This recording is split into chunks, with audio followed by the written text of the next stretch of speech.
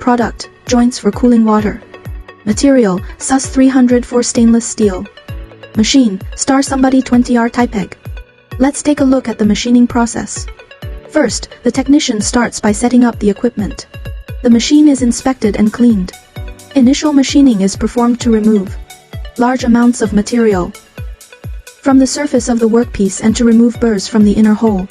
After rough machining, fine machining is done to achieve accurate dimensions and surface finish. Drilling operations are carried out on the lathe. Careful control of feed. Speed is essential to ensure the quality and precision of the holes. Details of the holes are then refined. Our machine can perform both back spindle and main spindle operations simultaneously. This product requires a very high level of finish for the internal water inlet. It is crucial to ensure that most machining marks and burrs have been removed from the surface.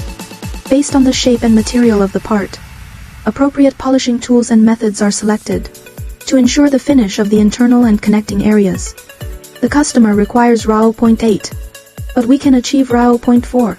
Oh my god! These numbers can give a more intuitive understanding. This water cooling interface is a component of the radiator. It is primarily installed in the cooling equipment of large AI data centers. Finally, the finished product undergoes quality inspection.